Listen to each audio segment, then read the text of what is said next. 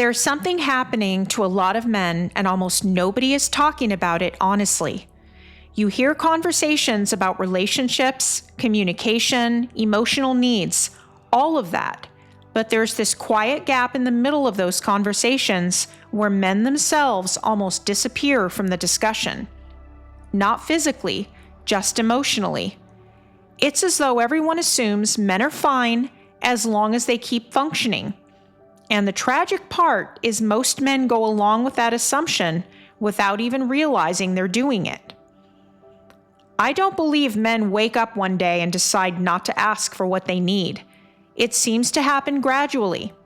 At first, they try to explain their needs. They try to be understood. They try to communicate frustrations or pressures.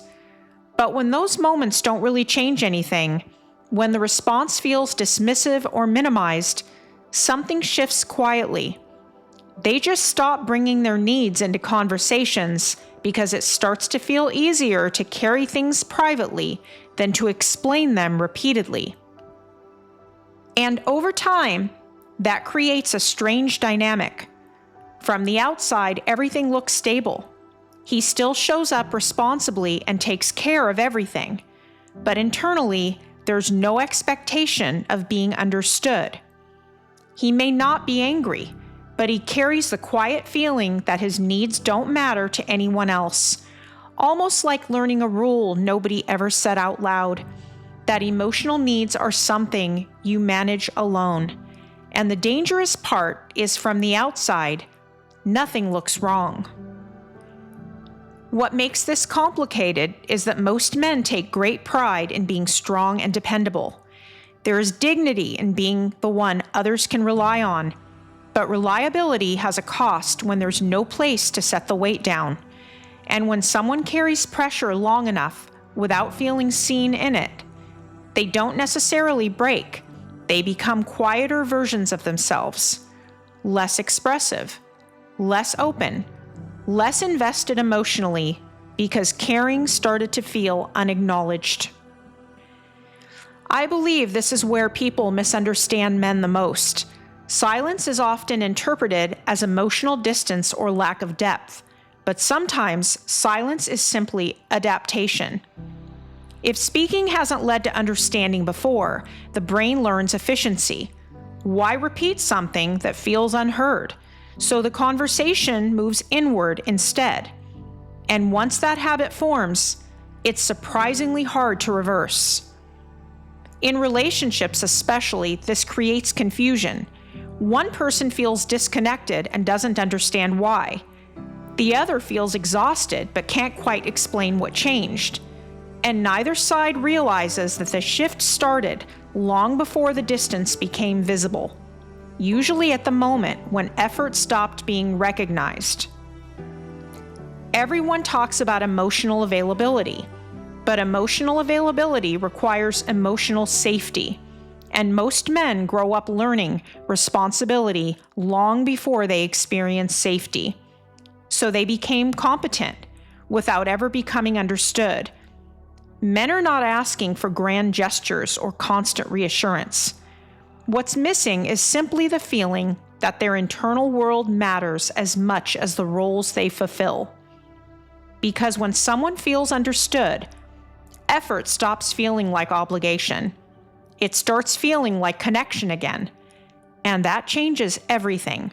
Quietly, but completely. Now let me say the part that people dance around. A man's needs matter, not as a bonus, but in everyday gestures. A man needs to hear, "Thank you. I appreciate all that you do." Because a man is not a machine. And here's the sick part. A lot of men are raised with this unspoken deal. Respect her, protect her, provide, be patient, be understanding. And those can be good qualities, but nobody finishes the sentence because the other half is, and if you have needs, handle them quietly. So a man learns a twisted form of love.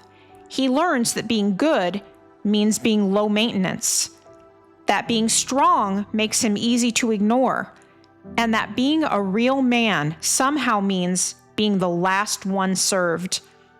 And I'm going to say this bluntly. If your needs always come last, you don't have a relationship. You have a job. Most men aren't asking for perfection.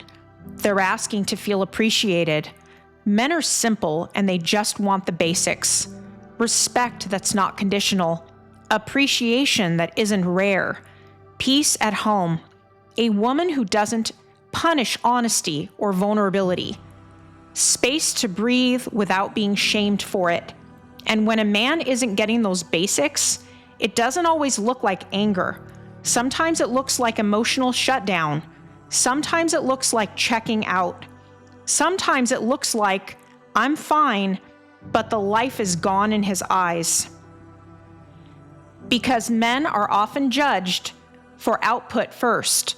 Money, consistency, performance, what he can carry. A lot of men feel intense pressure to be the provider and to stay on top, and it's not just in their head. So if a man is already carrying the world and the one place he should feel safe becomes another place he has to earn peace, he stops asking because he's learned it's pointless. And that's where resentment grows. So what can you do as a man? Number 1, name your needs without apologizing. Stop hinting. Stop hoping she reads your mind. Say it clean. I need respect when we disagree. I need peace in my home. I need appreciation, not criticism, as a default.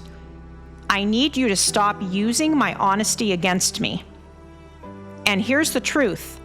If you can't say what you need, you'll accept whatever you get. Number 2, stop trading your dignity for harmony. This is where men lose themselves. They confuse being calm with being silent.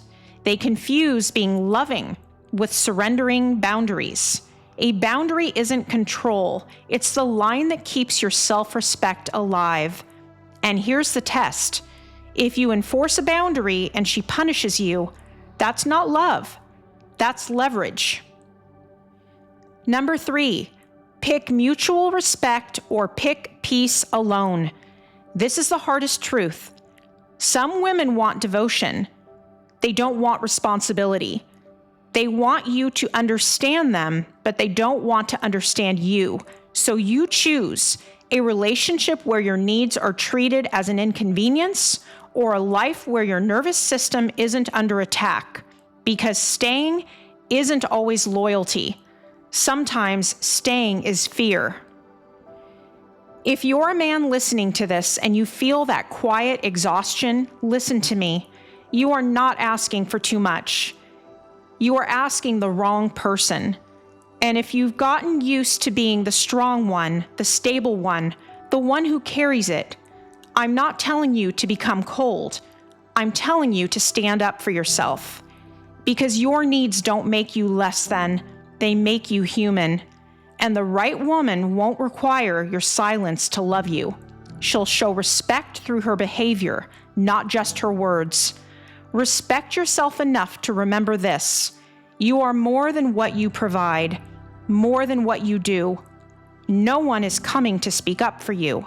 So stand up and reclaim the life that belongs to you. And the moment a man stops abandoning himself, everything in his life begins to change.